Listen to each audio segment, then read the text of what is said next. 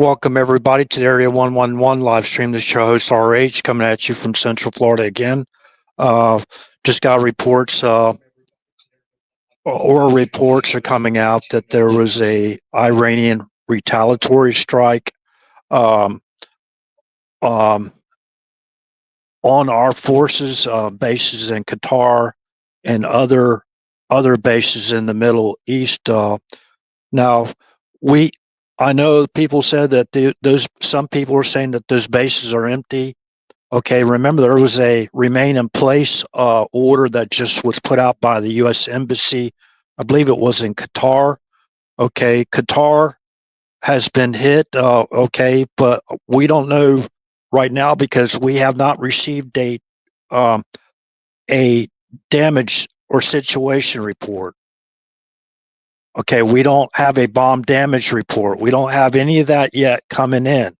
It still has to be assessed. Now, whether the people, majority of people like family members and stuff, uh, basically was taken back to the United States or to bases that were, closer or further away from the threat. Okay, so uh, yeah, uh, a large portion, if not all, of some of those bases in the Middle East were evacuated. And but remember, the host countries are also in that impact zone or possible threatened, to be also hit with that Iranian retaliatory strike. Now, I want to make this perfectly clear. I've been trying to stop wars all over the world. Okay. Now, remember, we had a very, very technologically advanced drone, and which is very, very expensive, by the way. I don't know how many millions of dollars it is for that drone, but one drone was shot down over the Persian Gulf. This has been a while back. Okay, I think President Trump was in office. Yeah, President Trump was in office. Okay, so they drew up battle plans to basically strike Iran and presented those to President Trump. And the assessment of the damage that we would have basically inflicted on Iran, we would have killed about 200 Iranians. And President Trump called it off. I would like to remind everybody that you have to wait for a battle damage assessment report to come in to see if any of our citizens or military men and women were killed or injured. We don't know if they have been killed or injured. Any of them have been. We pray not. We pray not. But remember, it's going to be reciprocal. Reciprocal. I don't know. It's up to the President of the United States. He's the one that receives basically the intel. Everyone else out there that's just a spokesperson, they're civilian, whatever. They're not working for the Pentagon. They're not the press spokesperson of the Pentagon or any official spokesperson. They're not the Secretary of Defense. They're not President Trump, obviously. Okay. They're not the vice president. Remember, the president and the vice president are teams. They work together. President Trump is a human being. He needs sleep. He needs to eat. He needs to drink, enough fluids, water. And you got tag teams, right, that take over while President Trump's asleep. Now, they will wake him up. And believe me, he wanted to be there in the Situation Room. And, I could see, how stressful this is. So we have to back our president up right now. He's not a warmonger. Okay, let's go back over this. So that that drone that was struck, they wanted to go in and basically kill 200 Iranians for a drone, an unmanned drone. Unmanned. Remember? I believe it was John Bolton as far as on the lead on that, wanting basically trying to pressure President Trump and going all out war with Iran over a drone. A drone can be replaced, obviously. And, there's claims that drone flew in Iranian waters. I don't believe that's the truth. I do believe it was in international waters when it was taken down. But I'm just bringing it back to people's memories. Remember, Donald Trump's going to start an effing war, right? Remember General Milley? And he talked basically with his ally in Beijing, right? Basically saying, don't worry, we got Donald Trump in a box. He's not going to do anything. If he tries to do anything, we're going to notify you. Something to that effect.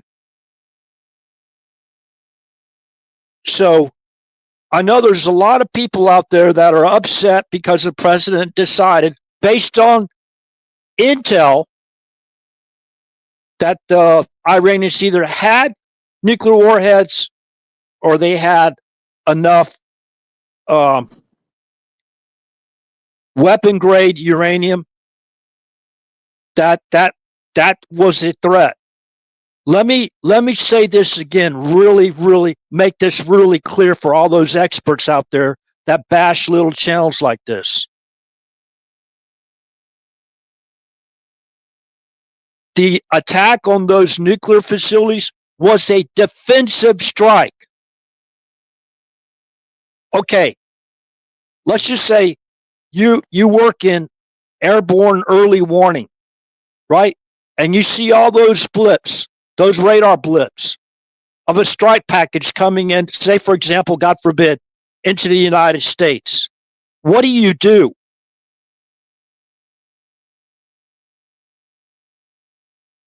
If they cross into U.S. waters, we're going to, that was actually my job. I was a tracking technician, tracking supervisor, and tracking officer in position only because of my skill set. That was my job. Early warning, working for NORAD. I don't like to bring it up, but all these other experts out there, oh, who's a nobody? I don't care about that. I want to calm people down so they use their common sense and true logic and not faulty logic. If we see the threat coming and it comes in forms of death to America and wiping our ally off the map, we're going to take appropriate defensive posture,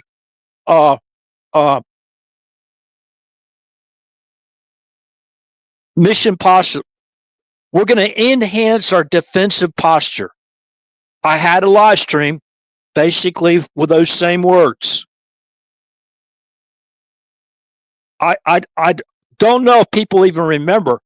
We had a northern and southern no-fly zone in Iraq after Desert Storm,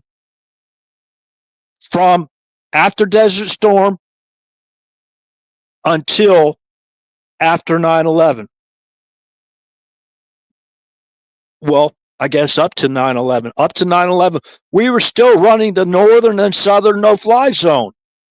So we really were not out of war with Iraq because we were conducting those operations, nonstop operations. So we basically established enhanced defensive positions, combat air patrol, okay, and no-fly zones to protect our bases, along with the help of the host nations, military and governments.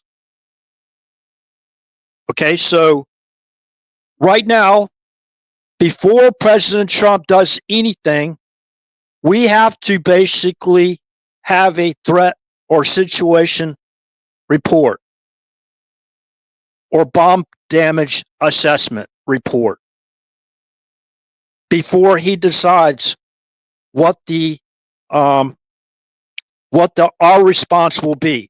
And let's be perfectly clear. There have been Patriot defensive measures, the Patriot air defense missile systems basically fired multiple shots. It's in the avatar photograph, a little bit of them, but the place card holder video, I had that over on Rumble. It's only like 30 seconds long. But we don't like this. But let me state this fact again for people to let it sink in. I'm not lecturing anybody here. I'm just putting out information. Take the information, add it to what you have, so you can make a more commonsensical opinion about what's going on. Remember, the people that are running these operations, we talked about OPSEC. Remember, scroll down to the live streams and look at the video or the title of the live stream regarding OPSEC and enhanced defensive posture. Go listen to it. You don't have to. This is my own spare time, my free time. I'm doing this. I'm not monetized, and I'm not saying anything negative about anybody that is. You can do whatever you want, sell gold, whatever, silver. That's the American way. I support you 100%. But please don't attack other individuals because you think they're nobody or whatever, don't have anything to contribute. I love my country like pretty much the majority of other people love their country, our country. We don't want to see anyone harmed. We don't want to see civilians harmed at all. We don't want that. We don't support murder, stealing, and lying about others.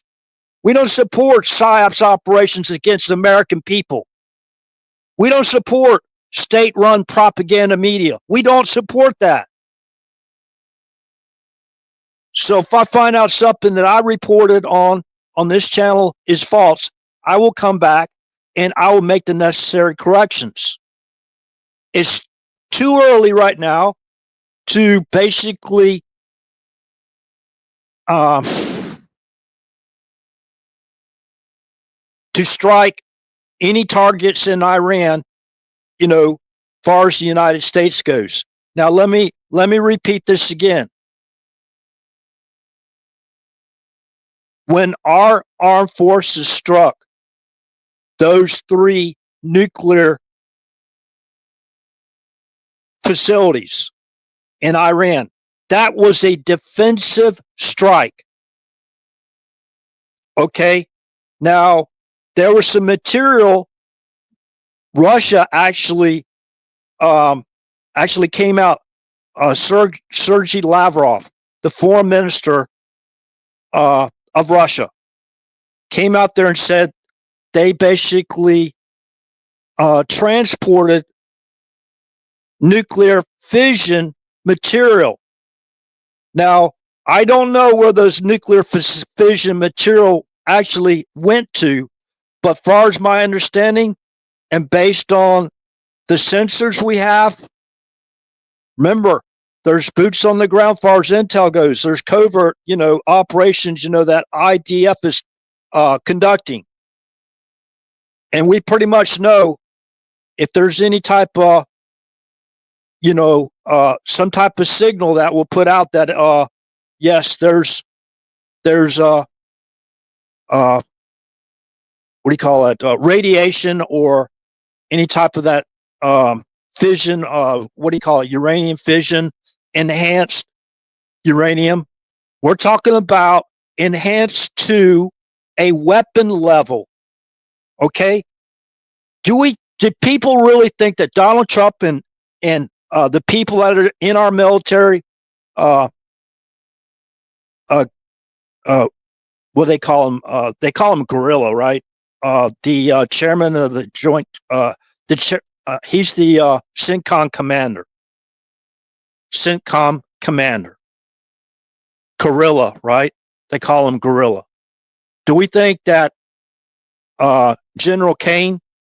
Do you think these are amateurs? They don't know what they're doing? Okay, my last job in the Air Force has been, I've been retired from active duty. I'm just like a civilian, like anybody else. I'm not a spokesperson for the military. These are my own opinions and trying to calm people down, right? Where they don't go, trying to get us into even more wars, indefinite wars, where it's just continue wars all the time, right? Remember how many times I read the scripture verse, blessed are the peacemakers, for they shall be called the children of God. That's Matthew chapter 5, verse 9, by the way. You can go look it up yourself. Just Google search Matthew chapter 5, verse 9. Look it up for yourself. Please. Blessed are the peacemakers, for they shall be called the children of God. And not, it doesn't say blessed are the peace breakers, the ones that basically enter these peace agreements, whatever, like the Minsk agreement, and then they go back and, my bad, we are no longer supporting the peace plan. So remember what happened with that actor over there? He was an actual actor playing the part in a TV series as president of the Ukraine. Take that and use that as you will. Use it as you will.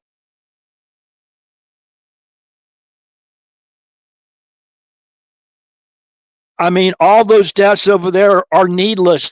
I don't understand the objective of Russia right now or Ukraine to keep those wars going. Why they're not going to basically negotiate a ceasefire and a peace treaty.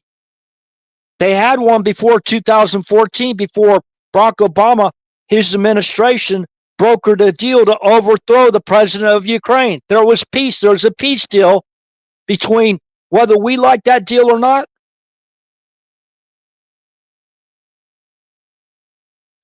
Whether it was profitable or not profitable for the United States or not, that peace treaty was intact until they overthrew that president in Ukraine. That was 2014.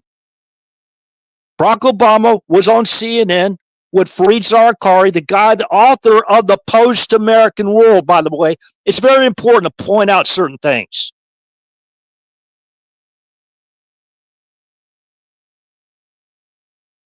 So there's a Kharkiv Pact regarding leasing facilities that the Ukrainians helped build. Remember, during the Soviet Union, Ukraine was a military industrial might of the Soviet Union era. They worked together. The Russian Black Sea Fleet and Ukraine Navy worked together with the Russians during the Soviet Union era. The peace treaty surrounded for Ukraine and Russia surrounded the Kharkiv Pact. Okay? Whether we like that or not. When the Biden clan overthrew that president, it ended that pact. Remember that lease deal with Crimea was for Ukraine building, actually helping to build naval facilities in Crimea and Sevastopol. Remember that. So now moving back on to this war going on in between Israel and Iran. Remember, we have not declared war on Iran yet. And I'm I'm 100% positive the president is going to wait for the damage assessment report to come in. You know, sometimes those things take time, just like those strikes. Saturday night, our time, the first day of the week, that time over there, right? There's a reason why I'm saying certain things like that, right?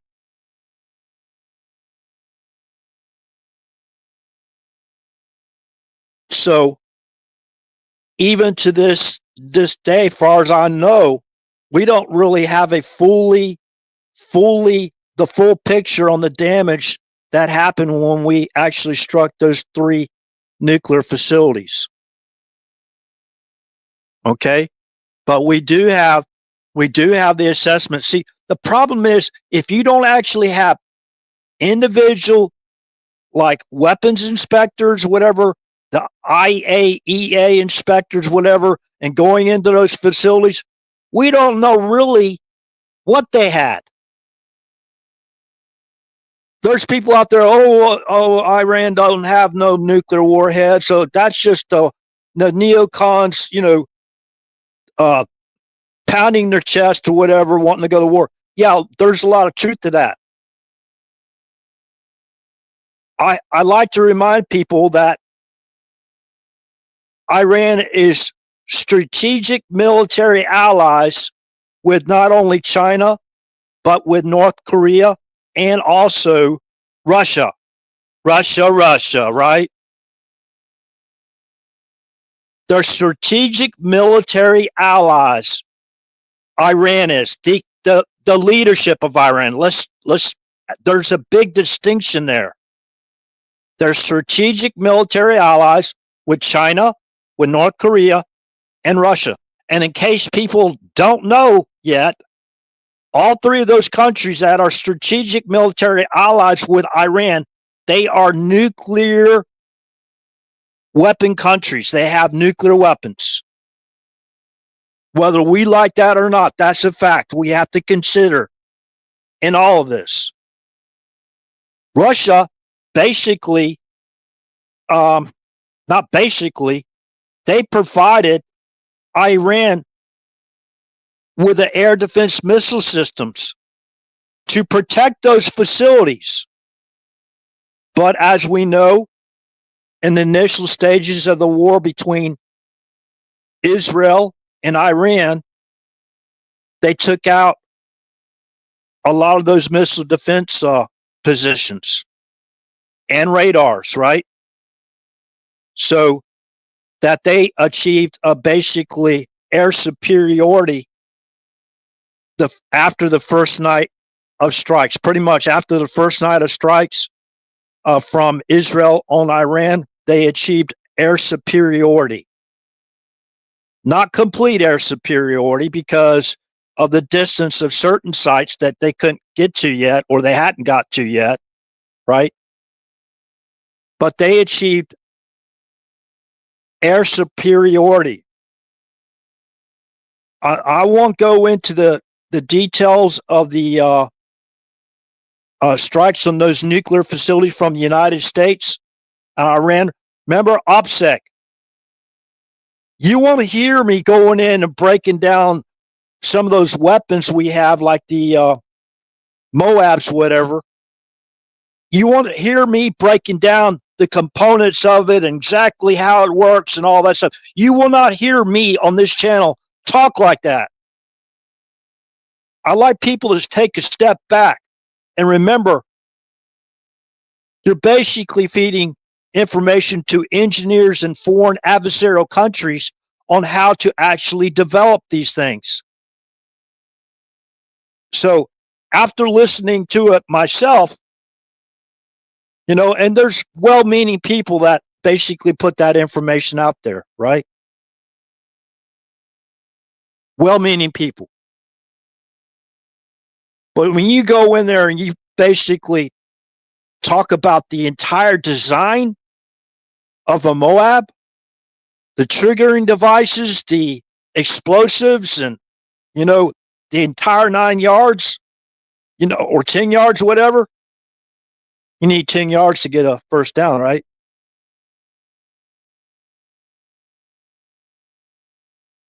I don't agree with it.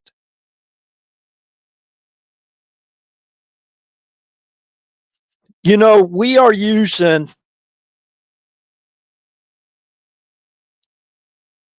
we knew about the F-117 fighter bomber aircraft, right? We knew about it. When do we know about it? When we first learned really about the F-117 stealth fighter bomber aircraft? Remember, they used that the very first hour of the strikes in Baghdad.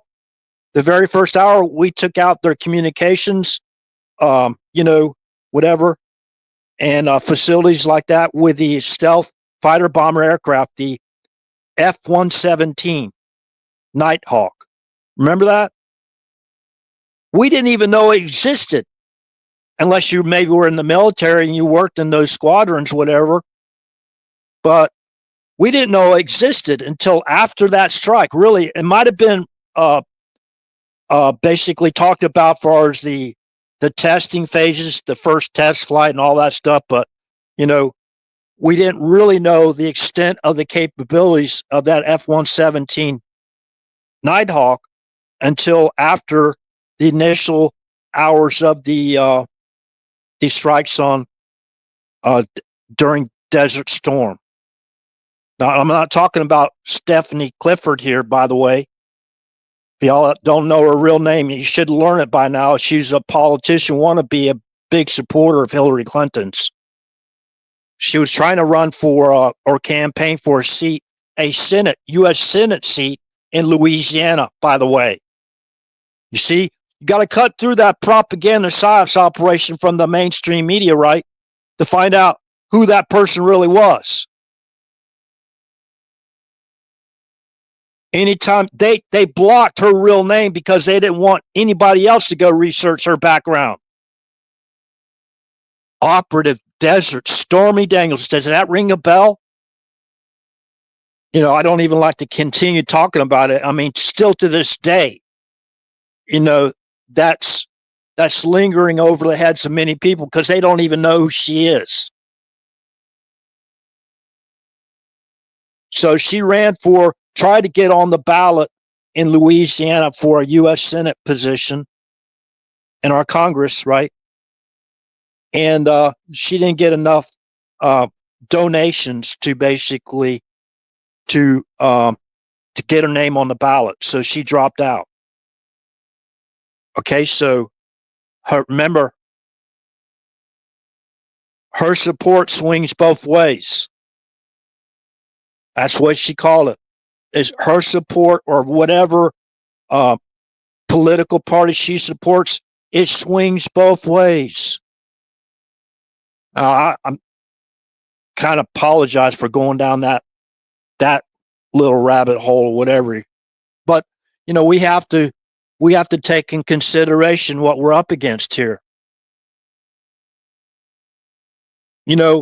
Far as the mainstream media, we have to get information from other sources to fill in the dots to get the whole truth, nothing but the truth. The truth, the whole truth, and nothing but the truth, so help us God. And when we make a mistake, please, if I make a mistake on this channel, you're either listening to this on YouTube or you're listening to this on Rumble, please put the correction in the comments section, not the chat, and I'll go back and look at your information, and if anything's wrong, I'll make the necessary corrections. I've corrected myself many times.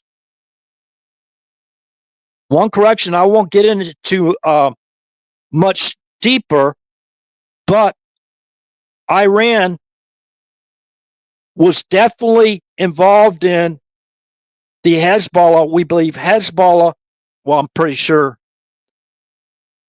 a proxy or individuals working for Iran that basically conducted that bombing, the Beirut barracks bombing in October 1983, killed I think it was over 200 U.S. Marines in that bombing. And it killed, I think it was over 50 French military men in Beirut too, because they had their own barracks. There was a French barracks and U.S. Marine barracks in Beirut. What were we doing there? We were conducting a peace operation. We were blue helmets. Our Marines were blue helmets, and this still infuriates me to this day. Now, if you go down and you look at the Wikipedia, I mean, it's like about 30 pages long. Go down where it actually was litigated. The plaintiffs, there's one person that had, he's a paraplegic because after that strike, he broke his neck or whatever. He's a paraplegic, but this all went to court. And the plaintiffs, those victims, the family members of those victims that lost their lives, they won their lawsuit against Iran. They were the defendants. I think the settlement was like over $1 billion. The person that was they proved it in court.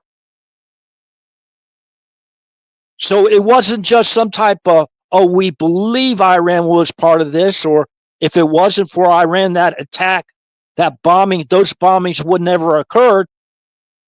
They proved it in court. $10 million went, a settlement went to that paraplegic and his family to help, take care of them. So I like to remind people who's been in charge since 1979. They're not your friends. If you're American and you support our republic, if we don't understand what a republic is, go to Article 4, Section 4 of the United States Constitution, where it states, United States shall guarantee to each state in the Union a Republican form of government and ensure against invasion and ensure against domestic violence. So we have to stand behind our president. I know there's a lot of people out there, they think they're all knowing and whatever. They're more informed than the president of the United States. They're read into the intel.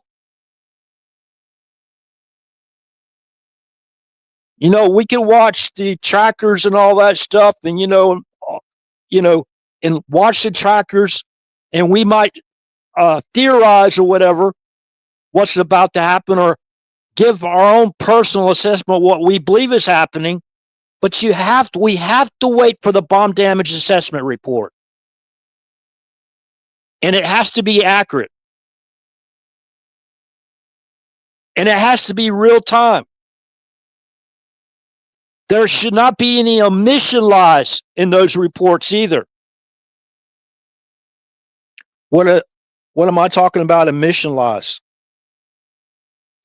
Omission lies is that there's one part of the intel that we have that could basically change the president of the United States, or their commander-in-chief is more appropriate in this case, of altering his response. So they put out omission lies to the president. Oh, Iran just attacked our surveillance aerial vehicle over the international waters in the Persian Gulf. Well, what did they omit? He was unarmed, right? That's just an example. I don't know. That's a hypothetical. I don't know if that actually happened in that case or not. If they block that information from the president and guide his response in a, let's say, egregious response based on reciprocal, then those people in those positions, if they knowingly did it, right, they should be removed. And other disciplinary actions, legal disciplinary actions have to be initiated. Okay? So it's kind of, so again, the strikes that occurred on Iran's nuclear facilities, that was a defensive response. Okay, let's just say this. You're on the wall, right? You're on the wall, wherever that wall is. Or you're working in a tower, whatever, a military tower, looking out, make sure there's no ground invasion or whatever. You're watching radar, you're watching the skies. If you hear threats, death to that airbase, death to America, and all this stuff, right? And you see an attack coming your way, or you get the intel, which basically is as accurate as can be. They've enriched uranium. There's no reason for it, as far as a peaceful nuclear power, goes. They've enriched it over a point. The possibility with the Allies being all nuclear armed countries, nuclear weapon armed countries, nuclear weapon armed countries. So all these secret flights going in and out of Iran, until we get the actual, there's not going to be done out in the open. There's tunnels, huge tunnels that, pretty much any type of transport vehicle, cargo vehicle, or anything can get in and out of there, drive in and out of there. And some of those tunnels go like 600 feet deep. Right? So we have to wait for the bomb damage assessment report. Mainly these were like cruise missile, I think, strikes. Might have been medium range. Not cruise missile, ballistic missile strikes. They might be medium range and long range strikes. The basically the Patriot systems took out a lot of those, as far as I understand, in Qatar.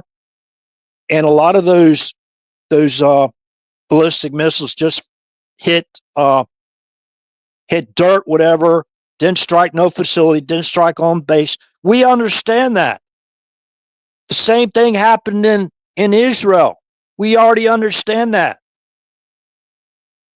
We enhanced our defensive posture for what we had, and we basically mobilized our people to safety. But remember, those are U.S. and host nation facilities. The host nation's responsibility also is to secure those facilities. If we basically repositioned our troops, we mobilize our troops into a safer area. And we have been doing that. As part of enhanced defensive postures, right? DEFCONs, raising the DEFCONs in these areas. That's part of enhanced defensive postures. Okay? So now, again, the strikes. I can't stress this enough for all those people that, well, go ahead, peace don't show up. He didn't have the constitutional authority basically to strike nuclear enrichment facilities for nuclear weapons or nuclear warheads to fit to their already ballistic missiles. We're not talking about the ballistic missiles that are basically, you just fire them off at a certain azimuth and altitude, and when the rocket fuel runs out or whatever, the missile fuel runs out, this is where it's going to hit. They've been doing that in Tel Aviv for like the last 2 weeks or more, right? So, anyways, there's a lot of moving parts in this war between Israel and Iran. And we are trying to stay out of it as much as possible. The Iranians had multiple chances to basically give up their nuclear weapon prospects.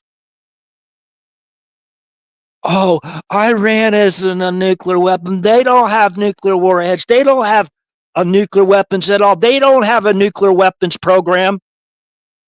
They don't have nuclear weapons facilities. Could you give me a break? Yeah, if you got a Kit Kat, if you can email me a Kit Kat or put a Kit Kat in the chat, I'd like to have one. They're pretty good. I like Kit Kats. So, anyways, now I know this isn't like a studio I'm presenting this live stream from. You know what I mean? But yeah.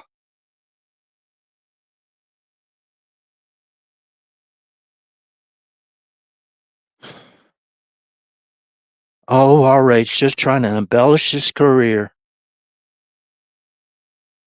Whatever. I don't have anything to be ashamed of. I was proud to wear the uniform. But that's been, let's see here, let me do the math.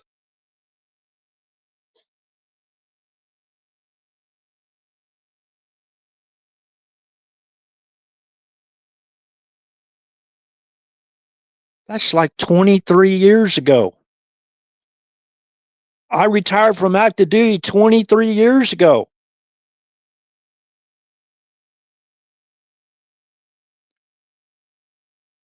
A lot of this stuff hasn't changed. So, except for new technology. So I brought up the fact that when we struck those communication facilities to basically cut off the communication of Saddam Hussein and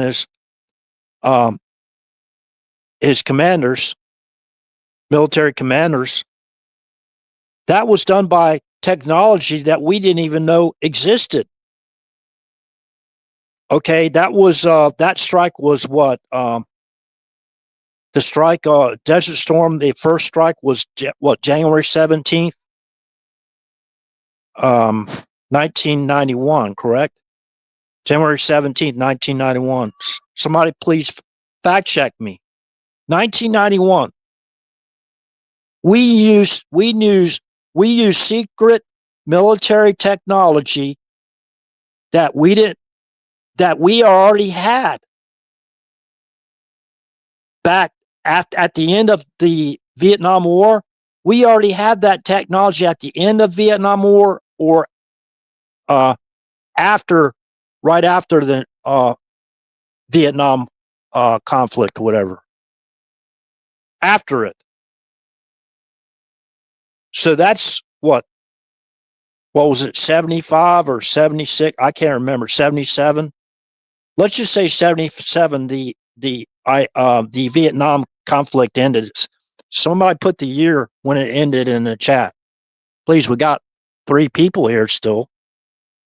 So that's military technology that we had, the stealth stuff and all that stuff, you know what I mean? Those missions were successful as well, using technology we already had since the 70s. On January 17th, 1991. So can you imagine now, for all those warmongers out there in other countries that are advocating or trying to push for war, whether you're Russia, you're China, you're threatening strikes against the United States, you're going to arm Iran with nuclear weapons. Yeah, that's what they're talking about. I don't know. I have to actually listen to them actually say that over there, though. Remember, they're still trying to get us in that war with Russia while we got this going on now. So did Russia covertly or secretively communicate with this administration in one way, shape, or form or the other that they basically acquired uranium, military grade uranium? They call fission material, right? I'm pretty sure that's the word that the foreign what do you call it? Secretary Lavrov termed it. I heard it called a different name. So far as we know, whose word are we going to use? There has not been any weapons inspectors in Iran. I don't know for how long. And if they were there, do you think they're going to show those inspectors all the facilities? And then you got these secret flights going into Iran too.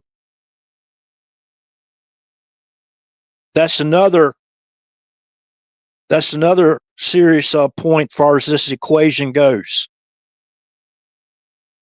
So we gotta have to trust but verify, even the President of the United States. What I mean by verify, Donald Trump's main job is to make America safe again. Remember, you think Donald Trump doesn't know that wars keeps us all unsafe? Especially when they had open borders for 4 years. Remember, they broke the law with their invasion. Remember, I talked about Acorn, Organizing for Action, the foot soldiers, Organizing for Action. Remember? And National Democratic Redistricting Committee. You know who the people are involved in that? The founders of those? Well, who supported Acorn? That would be Barack Obama, right? Remember the reports of all the fraudulent registrations? Go look it up. CNN had a report out there. It's in their archives, I believe. I just read it again to refresh my memory. Thousands of fraudulent registrations. What do you need a fraudulent registration for? Use your imagination. Of course, we know why they created thousands of fraudulent registrations. Of course, we know. Of course, we know why they were printing counterfeit driver license. Of course, we know. Of course, we're not talking about those that are trying to get in nightclubs that are underage. You know how they try to minimize everything, right? Oh, they're just some men that they want to go party in nightclubs, and they got a counterfeit driver license, a fake ID, right? We called it back in the day, so they can go have some fun. There was a certain facility in Houston that was shut down, right? Ordered to be shut down. Man, I don't know where people's memories are. There's so much.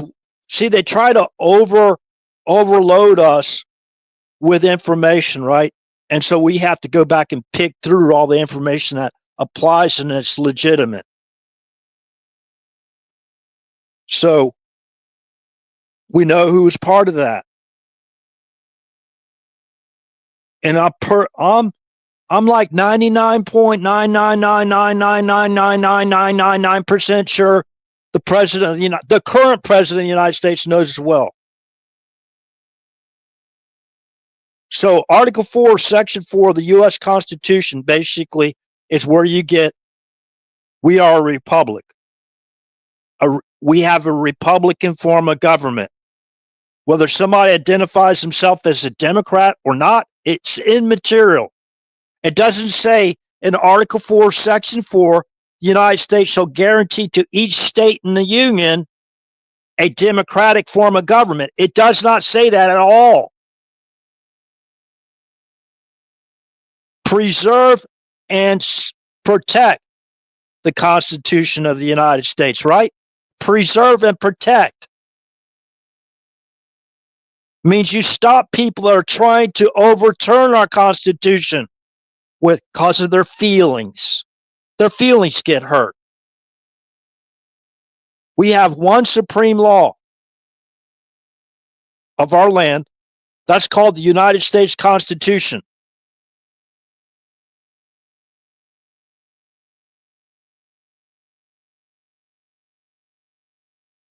So it's obvious, right? They're trying to circumvent the Constitution or make laws to break laws, correct? We've seen all this lawfare, and nobody really has been held accountable yet. No one. In the scriptures, I think it's Numbers chapter 15, verse 16. Go read it. One law for everyone, right? The foreigner and the homeborn, right? Or natural born citizens, right? Homeborn, and that's where they got natural born citizen, right? Homeborn, and for strangers or foreigners or aliens, right?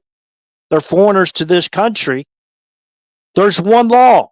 We have one immigration law. If you don't have a citizenship here, you don't have full constitutional rights. You came into our country illegally. You might be residing here. You might be living in a safe city or safe state or sanctuary city or sanctuary state. That doesn't give you the go ahead to break our laws. You broke our immigration laws coming here illegally.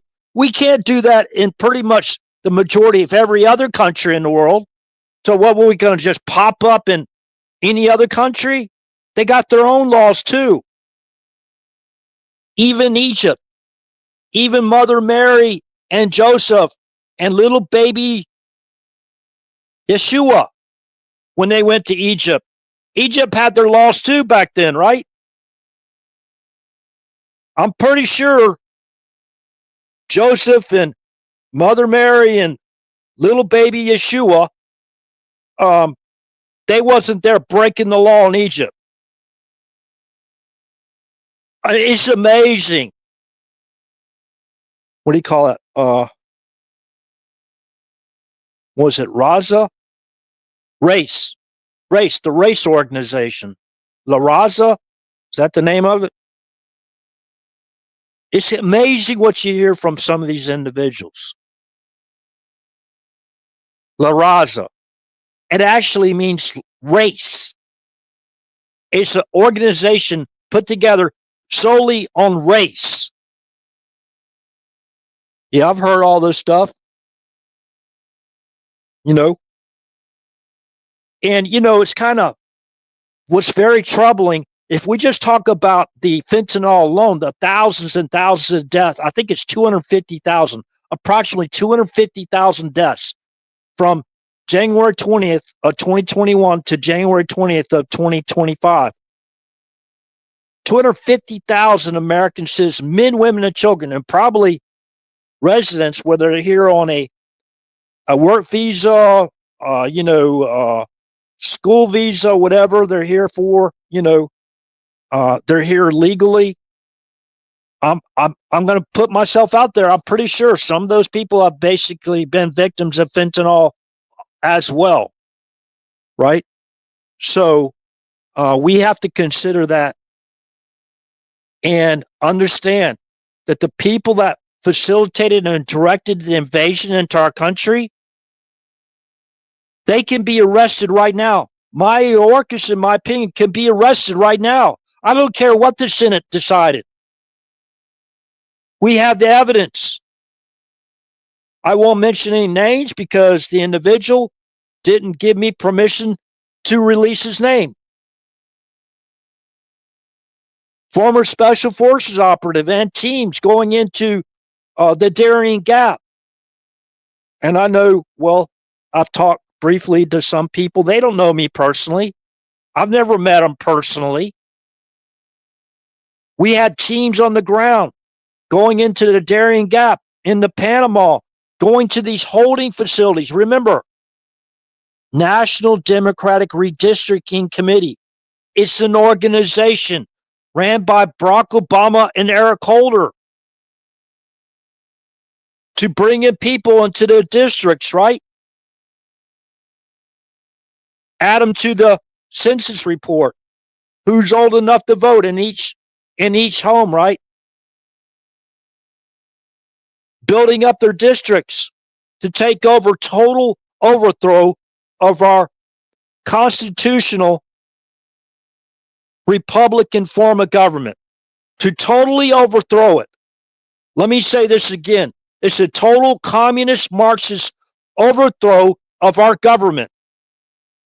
That invasion, which included a foreign military insurgency and terrorist insurgency into our country. They knew who was coming in to our country. They purposely did not stop it because of personal financial interest, mainly, and geopolitical interest, like the National Democratic Redistricting Committee. How many people out there even know that you could pull up a ballot image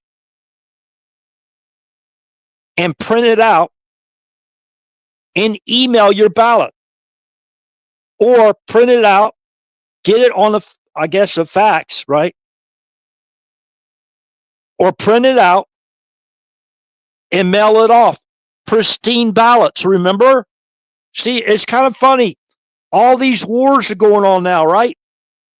All these wars. This is a great way for these bad apples out there to direct our attention to what we already know happened.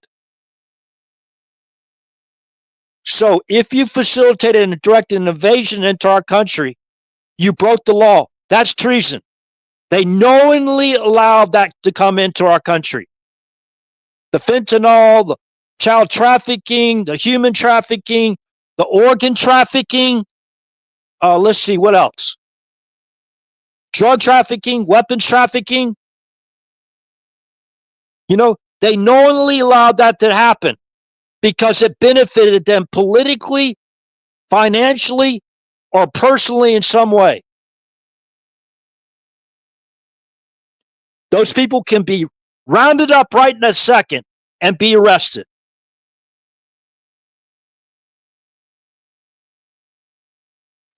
Now, I know that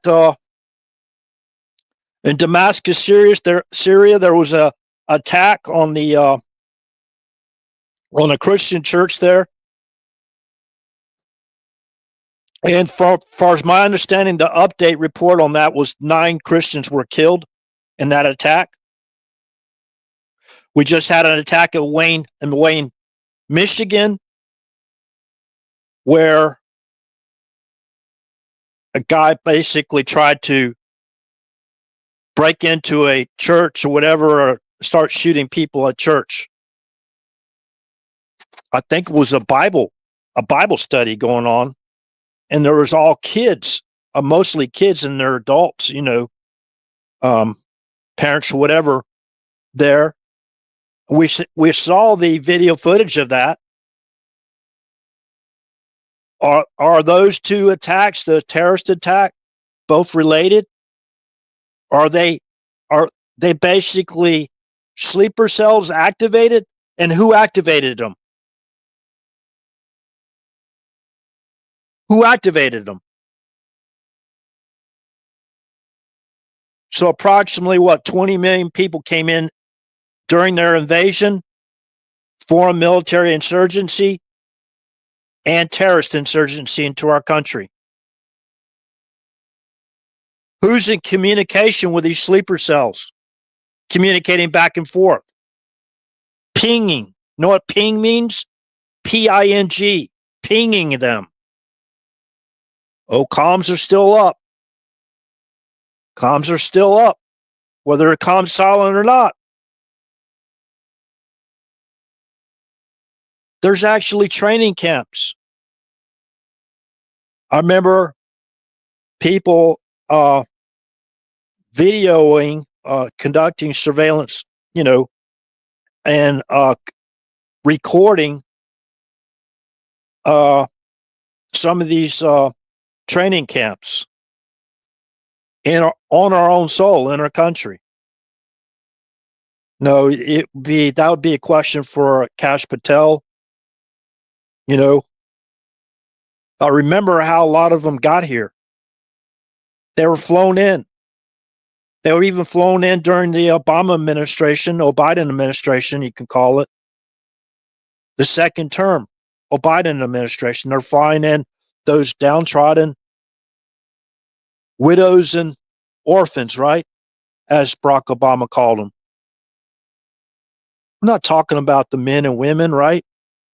By the way, a woman can be a terrorist too, So, but those were orphans and widows. Conservatives are scared of orphans and widows, right? That's what his comment was. Flying them in here, unvetted, right? And I guess distributing them throughout the United States, and I think it was James Comey in 2015 came out, said ISIS is active in all 50 states. ISIS presence is in all 50 states. It was only like 48. I mean, there was 2 states. It wasn't in Hawaii or Alaska, I believe it was. Then all of a sudden, all those ISIS operatives, their long journey was completed, and they basically parked their canoes on the shores of Hawaii and Alaska, and they just mingled into the districts they needed to go to, right? The sanctuary states or the sanctuary cities, right?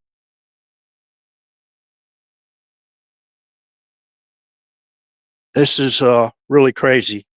And I'm not trying to fearmonger here. These are the facts. If any of this stuff, information I put out, remember, I'm going right off the top of my head right now from the information I've researched for years. A lot of this stuff, years. Now, let's see here.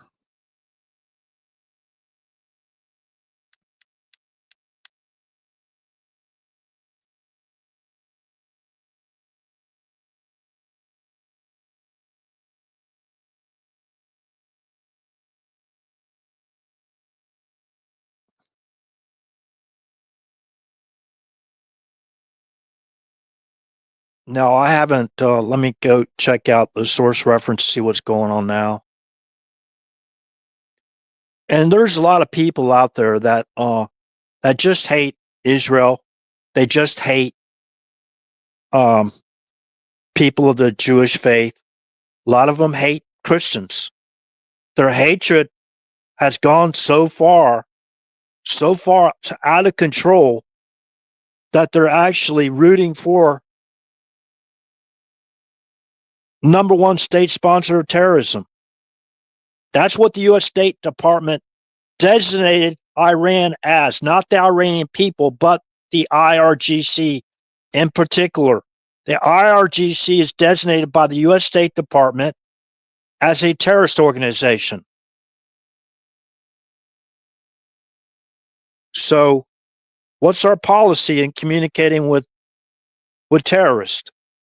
I'm not sure what the current policy is or isn't. So, remember, we have to wait for the bomb damage assessment report from those ballistic missile strikes on our military bases, and Qatar was the main one because it looks like they want to block the Strait of Hormuz, right? To block the the tankers from going in and out. So I don't know what the current state is of that. But okay, if somebody knows, if you can do a Google search, what time is it in Qatar? So I believe it's not just 6 hours. Europe is 6 hours ahead of us, right? So the Middle East is probably, so when it's like around noon here, it's dark over there, correct? Somebody correct me if I'm wrong. I could, it's just a simple Google search if I look it up. So, anyways, I don't see any type of activity in the chat. I don't see anybody uh, basically. Hey, TB, good to see you. Thanks for saying hello there. Romeo Hotel, man, how sexy is that, right? RH, you know, golly, sound like a red light district or something. Golly. Romeo Hotel. That's the way it is. I didn't make it up. I'm getting kind of rusty. Alpha, Bravo, Charlie, Delta, Echo. God, I'm getting rusty on my alphabet too. You know, that's what happens. That's what you look forward to when you're retired, right?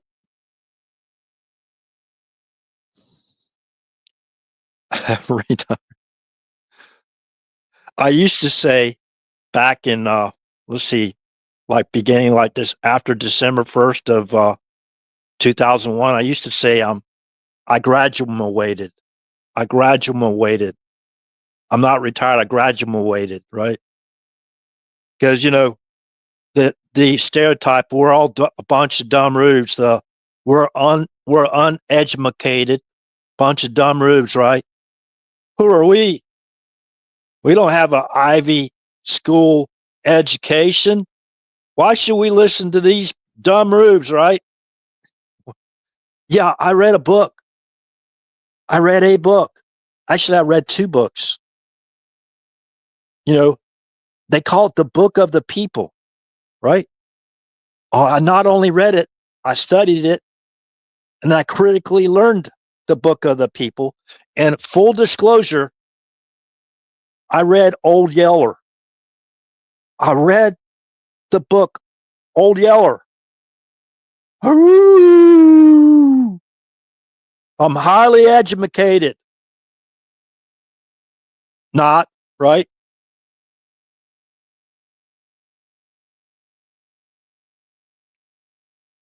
Oh, wow.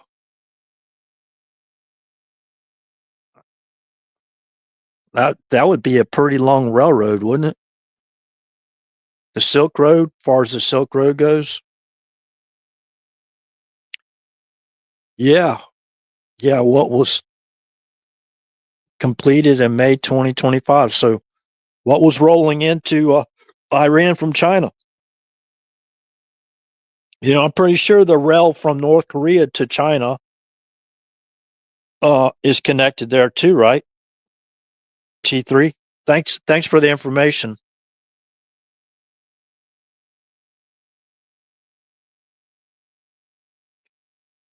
Man, appreciate it. I wasn't even aware of it. I mean, I kept hearing the Silk Road, right, that they're building.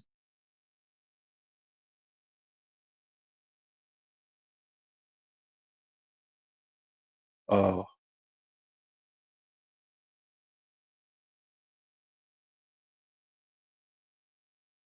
yeah, from my understanding, somebody can look this up, and there was a skyrise like apartment strike. I talked about. Let me go see if I have that on my one of my source reference pages, whatever.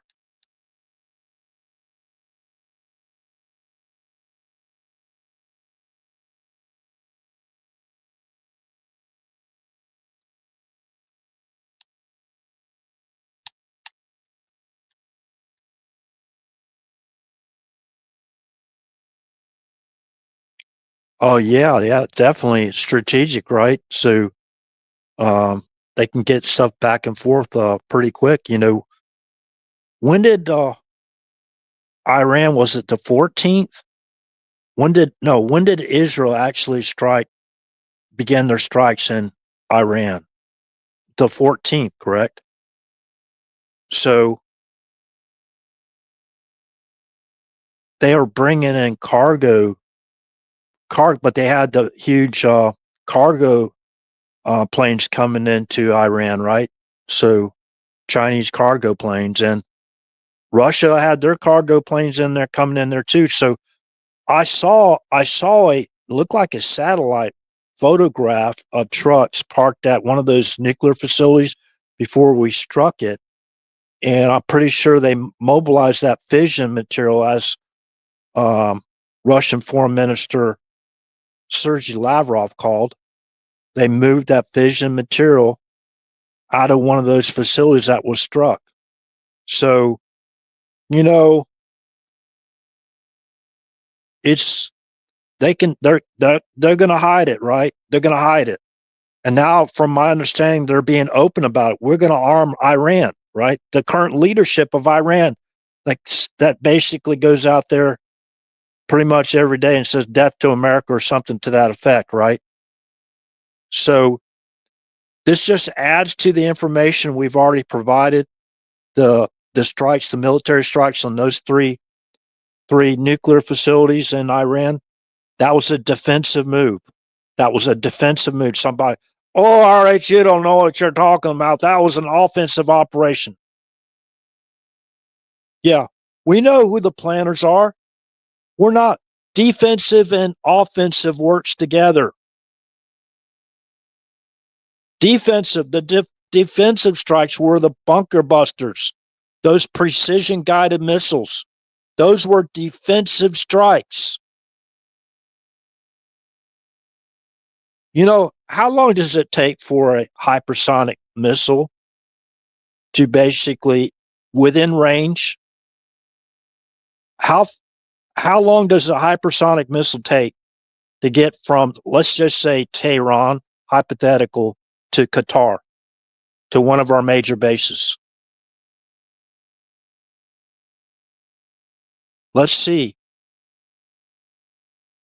Matter of minutes, right? If that. Maybe a minute. Once it's launched, hypersonic. We're not talking about supersonic. We're talking hypersonic. I did a show. I broke it all down a long time ago, as far as the ballistic missiles, how far they can go. I broke down far as when the Russia invaded Ukraine, right after the Biden administration overthrew the president in Ukraine in 2014. Russia invaded Ukraine, and I was looking at the specifics of the specifications, I guess, of the intermediate range ballistic missiles, the hypersonic missiles that Russia had. They were out there bragging about them openly. But yeah, they're getting pretty bold, right? Getting pretty bold. And I remember, blessed are the peacemakers, for they shall be called the children of God. It doesn't say blessed are the peace breakers. Those aren't the children of God. They're the children of the opposite of that rebellious guy, or that angel that wears those red leotards and carries that pitchfork and has horns, right? I don't know if he's a goat or what, but goat horns. Remember?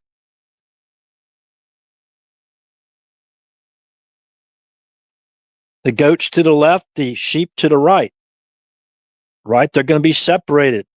The goats to the left, the sheep to the right.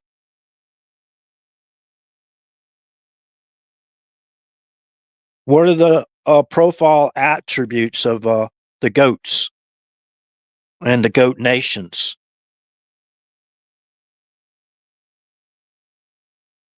You can actually kind of say,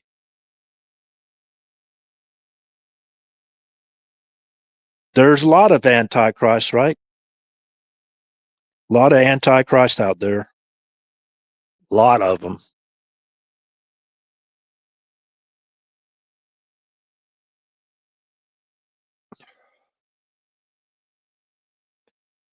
Let me see. I got to go back and look at I said I was going to go check out my source references pages real quick.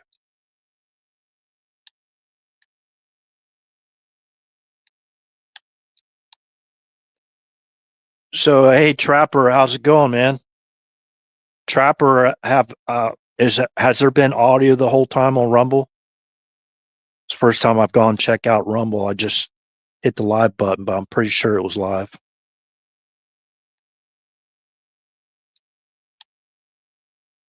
Well, 3 people gave me a thumbs up on Rumble. I appreciate it. Whoever those other 2, I gave myself a thumbs up too. I hope y'all don't mind. Maybe it helped the algorithms.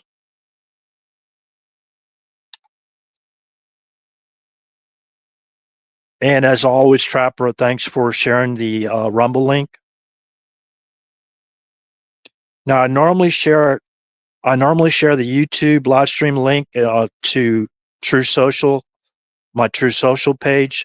If you haven't gone over there and checked that out yet, it's area 111 without the space, the number 111 without the space, and I'm area 111 without the space on Rumble. Okay. Now, when you click on it, for some reason, when you click in the search bar for the site, another thing comes up as far as area 111. That's not me. Not me. I don't have the same profile. Okay. Just let people know. I don't know why it comes up to these other mega channels, but, I'm a Christian, so I don't mind some things. But when you do a Google search, a Rumble search for my channel over there, you type in area space, no space, area 111 without the space, and then you're going to have to search again. Click on the search bar again. Look for the blue and white avatar, the blue background, the capital letter A. That's my channel on Rumble. So I normally share that link to True Social. And what I like about the Rumble social media platform is that when you go to share that link, a Rumble link, it actually gives you a selection of True Social, right? So I can't share the YouTube live stream because it doesn't have a specific link from YouTube to True Social. I actually have to get the the link, copy the link, and go in and physically enter that link on True Social and hit enter, whatever, over there on True Social. Now, Rumble's a lot easier.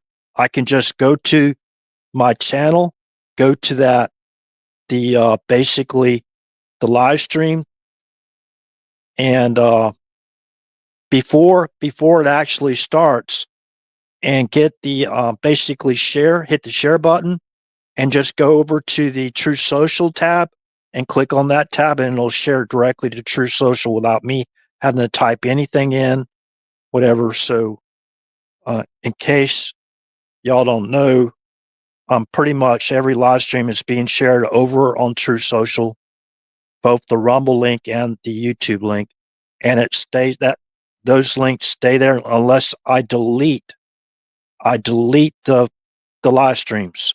And I was doing that for a while because, remember, I've always say this: I don't support violence.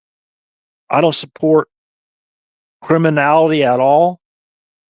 But I do support national defense and self-defense 100%. National defense and self-defense. Okay, so if the country's leadership and parliament, this happened about 4 days ago. I think 4 days ago. Now, if this is information that's not accurate, please put the link in the comment section, either in Rumble or YouTube, after the live stream is over. Okay. For what I understand, in the Iranian parliament building, They basically had U.S. flags. They burned U.S. flags inside the parliament, their government building, and they were chanting "Death to America." That's the current regime, chanting "Death to America." Remember, the IRGC has been designated by the U.S. State Department as a terrorist organization. The current leadership of Iran, based on their "Death to America" threats, as designated a terrorist organization or number one state sponsors of terrorism. And there's a whole lot of people in Iran. They have a population about 90 million. You know, but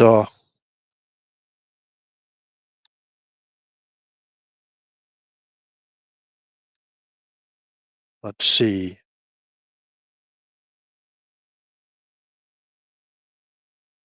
Snake Hands Jimmy.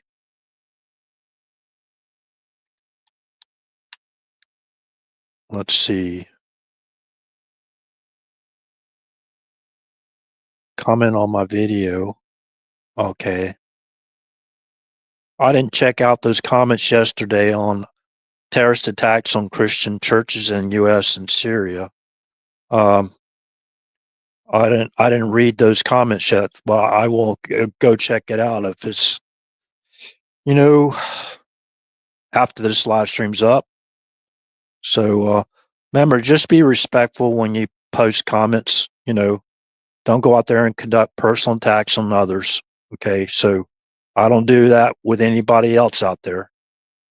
So if you got information that proves any of the information is wrong, please post it in the comment section. I'll take a look at it. If I made any mistakes, I'll make the necessary corrections.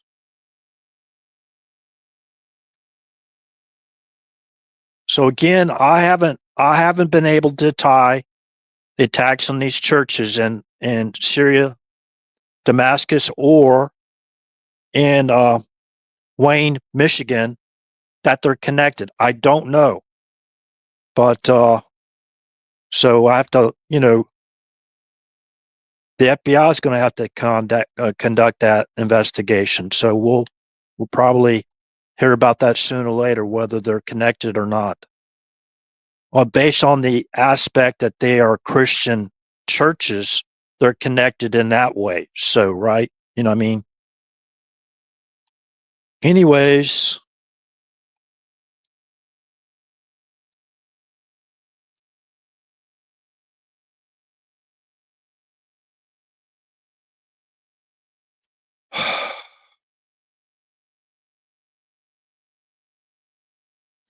let me jump to that real quick. No, I'm going to jump to it after the live stream's over. So anyways, I don't want to take away from the message, the information I put out there today. What time is it now, by the way? It's 3:07 p.m.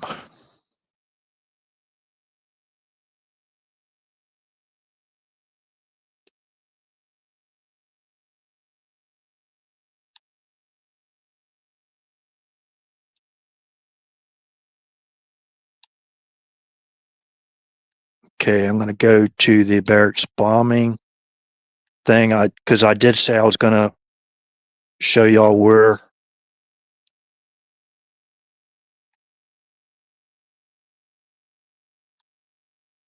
So the Wikipedia link for the 1983 Beirut barracks bombing, that's what article I'm looking at. So remember, they got source references. So go down the source reference if you want more detail about this information here and where they got it, right? So again, October 23rd, 1983, 2 truck bombs were detonated at buildings in Beirut, Lebanon, housing American and French service members of the multinational force in Lebanon, a military peacekeeping operation during the Lebanese Civil War.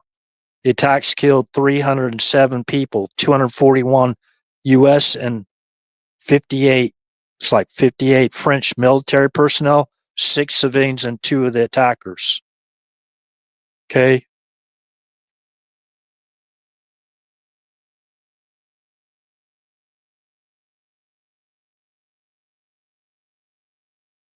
Americans that later died, 13 of them, 13 Americans later died of their injuries that were included in that total of 241.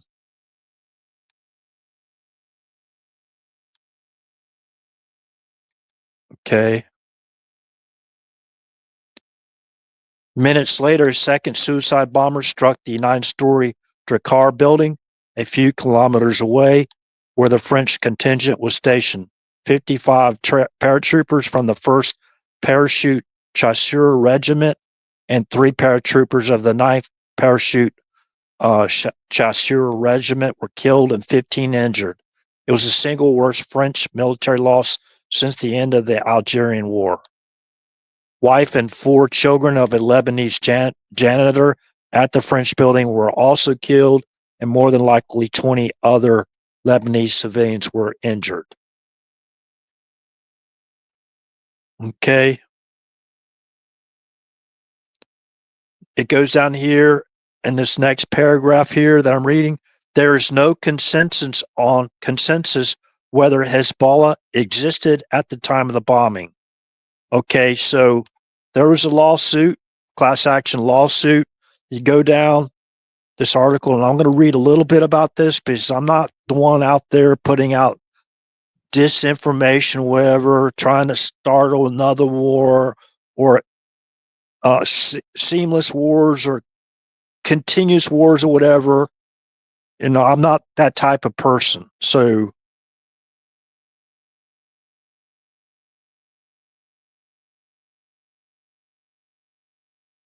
okay.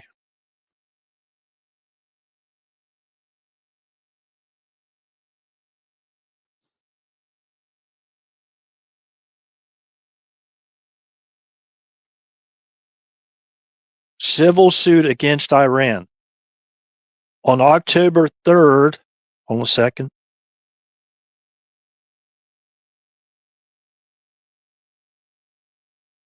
Hold on a second. It's kind of hard to line this up here.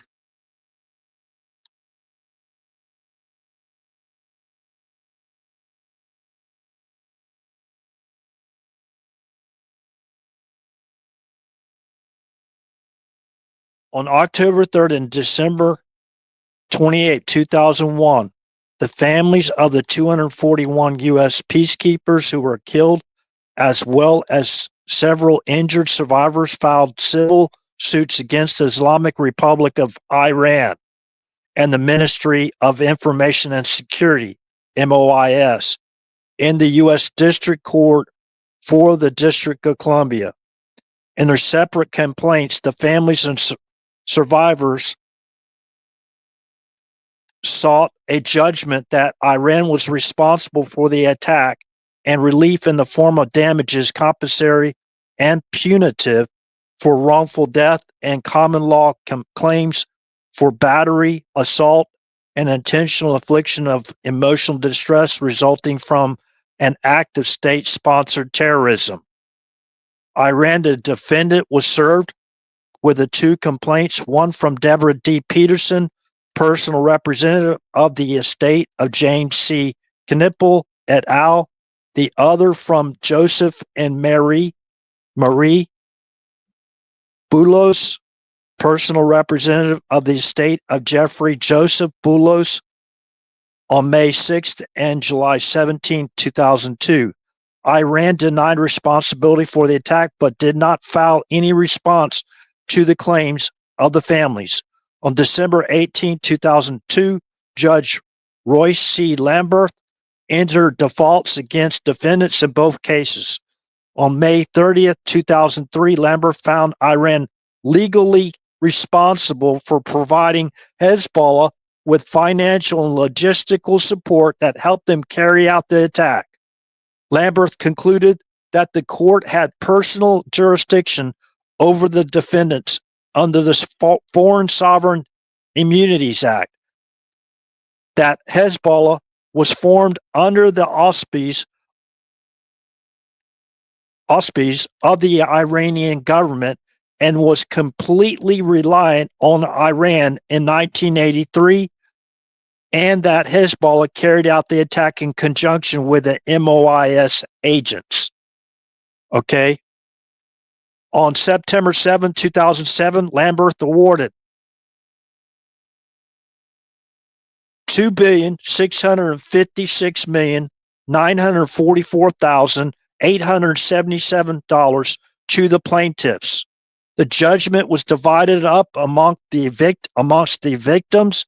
The largest award was $12 million to Larry Gerlach, who became a paraplegic as a result of a broken neck he suffered in the attack. Okay, that's as far as I'll read. Now, there's source references to all this stuff, so I'm not just throwing this out there and up against the wall hoping it'll stick. Okay?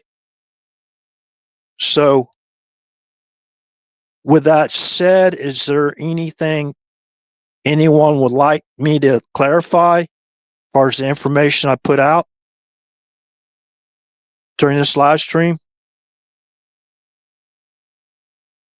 Or allow me the attempt to clarify what the information I put out. Okay, so if you want a source of the video, okay, that I received, or the information source reference of the maps and what was hit, let's go to YouTube.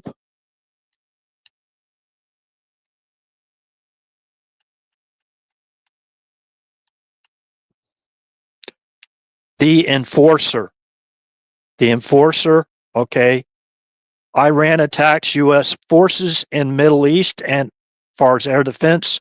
That's the title of the live stream. Iran attacks U.S. forces in Middle East, comma, air defense. That's as far as they can, because you can only have so many characters in your title. That's from the channel The Enforcer. So go check that out. They don't know who I am, so that's just one of my sources of many. Okay, so based on that, I don't see anything else. Hold on a second.